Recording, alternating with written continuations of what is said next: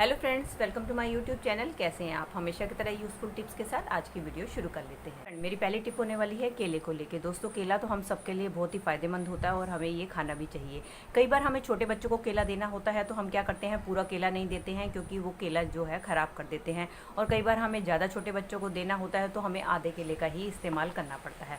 तो हम क्या करते हैं, आधा केला इस्तेमाल कर लेते हैं और आधे केले को उठाकर फ्रिज में रख देते हैं। लेकिन जब हम इस तरीके से फ्रिज में केले को रखते हैं तो हमारा केला बहुत जल्दी ख़राब हो जाता है और काला पड़ जाता है। तो अगर आपको इसको फ्रिज में रखना है तो उसको एक बहुत ही आसान ट्रिक लेकर आई हूँ। तो आपने क्या करना है, आपने लेना है घर पे रखा हुआ कोई भी ढक्कन। इस तरीके से आप ढक्कन ले लें और इसके बाद आपने ये जो केले का मुंह है उसके ऊपर आपने इस ढक्कन को लगा देना है। इसके बाद जब आप केले को स्टोर करके रखेंगी तो आपका केला बिल्कुल भी ख़राब नहीं होगा, इसी तरीके से आपको फ्रेश मिलेगा। चलिए फ्रेंड, मेरी अगली टिप भी होने वाली है केले को लेकर। दोस्तों, केले का तो इस्तेमाल हम कर लेते हैं लेकिन अक्सर हम क्या करते हैं, इसके जो छिलके हैं इसको उठाकर फेंक देते हैं, जबकि छिलके भी हमारे लिए बहुत ही फायदेमंद होते हैं। तो आपने क्या करना है, कभी भी इनके छिलकों को फेंकना नहीं है। दोस्तों, जब भी हम पूरी बनाते हैं या चोखा लगाते हैं तो आपने देखा है तेल के छींटे जो है हमारे पूरे गैस स्टोव के ऊपर लग जाते हैं, जिसको कि अगर हम नॉर्मल कपड़े से साफ करें तो हमारा सारा कपड़ा या डस्टर गंदा हो जाता है। तो आप क्या करें, इन छिलकों का इस्तेमाल कर सकते हैं आप अपने गैस स्टोव को क्लीन करने से। इससे क्या फायदा होता है कि जो तेल है वो बहुत ही आसानी से आपके गैस स्टोव से क्लीन हो जाता है और दूसरा आपका कपड़ा भी गंदा नहीं होता और तीसरा आपका गैस भी बहुत ही अच्छी तरीके से शाइन करने लग जाता है। और अब आप ले कोई भी सूखा कपड़ा और सूखे के कपड़े की मदद से आप इसको साफ कर लें। अब आप देख सकते हैं कि मेरा गैस स्टोव कितनी अच्छी तरीके से साफ हो गया है। इससे मेरा कपड़ा भी गंदा नहीं हुआ है और हमारे बेकार पड़े हुए छिलके का भी इस्तेमाल हो गया है। चलिए फ्रेंड, बढ़ते हैं अगली टिप की तरफ। मेरी अगली टिप होने वाली है इस तरीके के प्लांटर्स को लेके।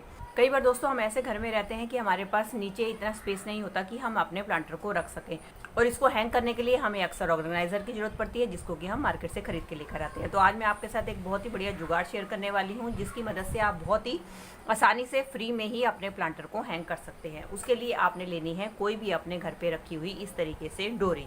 और डोरी लेने के बाद आपने क्या करना है, पहले आपने डोरी को नीचे इस तरीके से बिछा देना है और इसके बाद जो भी प्लांटर आपने हैंग करना है उसके ऊपर आपने डोरी के ऊपर रख देना है। अब हम क्या करेंगे, ये जो हमने डोरी ली है इसको हमने पहले नॉट बांध देनी है।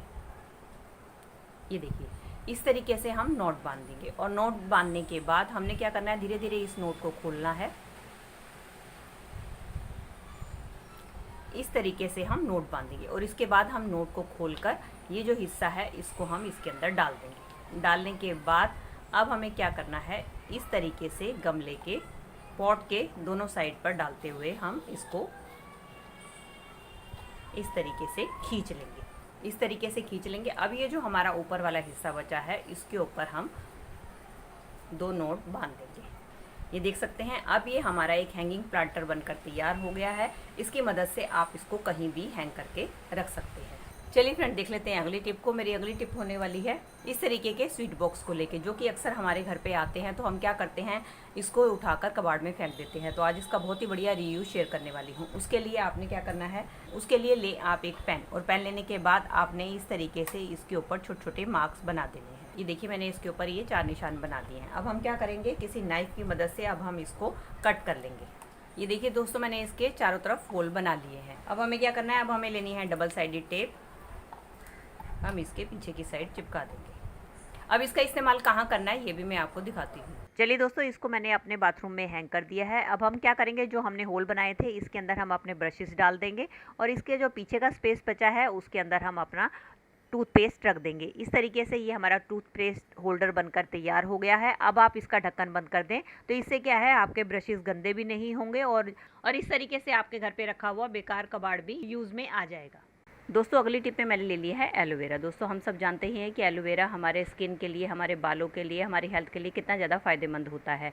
लेकिन एलोवेरा को जब भी हम यूज़ करते हैं तो हमें इसका जो है जेल निकालना होता है। जेल निकालने में हर किसी को काफ़ी दिक्कत आती है। तो आज मैं आपके साथ जो ट्रिक शेयर करने वाली हूँ उसकी मदद से आप बहुत ही आसानी से जेल को निकाल पाएंगे। उसके लिए आप फ्रेश एलोवेरा ले लें और उसके बाद आपने क्या करना है, इसके जो दोनों साइड्स वाले हिस्से हैं उसको थोड़ा सा आपने कट कर देना है। कट करने के बाद आपने सेंटर में से इसको हाफ में कट कर लेना है और उसके बाद लेनी है आपने घर पे रखी हुई कॉम्ब। इस बात का ध्यान हो कि आपकी कॉम्ब नहीं होनी चाहिए। और उसके बाद आप इस कॉम्ब की मदद से एलोवेरा निकालेंगे तो आप देखेंगे बहुत ही आसानी से एलोवेरा निकल कर बाहर आ जाएगा। जब भी आपको एलोवेरा का जेल निकालना हो तो आप इस स्टिक को इस्तेमाल कर सकती हैं।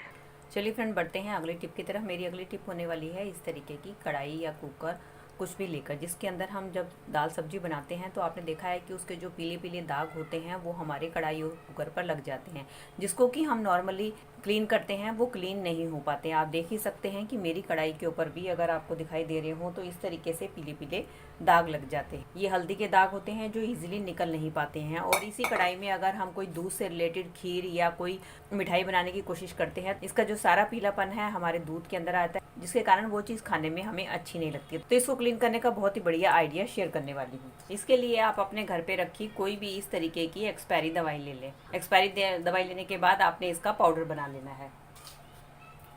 ये देखिए, मैंने इसका पाउडर बना के तैयार कर लिया। अब हम क्या करेंगे, ये जो अपनी कढ़ाई है इसके अंदर ये हम अपनी एक्सपायरी दवाई को डाल देंगे और साथ ही इसके अंदर हम ऐड करेंगे एक और चीज़, वो है कोलगेट। कोलगेट लेने के बाद आप कोई भी स्क्रबर ले लें और उसको गीला कर लें। इसके बाद आप अपनी कढ़ाई को इससे क्लीन करें। इसका जितना भी पीलापन है वो मिनटों में ही आपका साफ़ हो जाएगा। और साथ ही इसमें डाल दें थोड़ा सा डिश जेल। उसके बाद जब आप अपनी कढ़ाई को क्लीन करेंगे तो आप देखेंगे कि आपकी कढ़ाई एकदम साफ़ हो जाएगी, चमक जाएगी। इसका जितना भी पीलापन है वो सारा का सारा दूर हो जाएगा, क्योंकि एक्सपायरी दवाइयाँ जो होती हैं बहुत ही अच्छा क्लीनिंग एजेंट का काम करती हैं। और साथ साथ जो हमने इसके अंदर कोलगेट का इस्तेमाल किया है वो हमारे जो कढ़ाई है उसके पीलेपन को दूर करने में मदद करता है। चलिए दोस्तों, अब मैं इसको आपको वॉश करके दिखाती हूँ।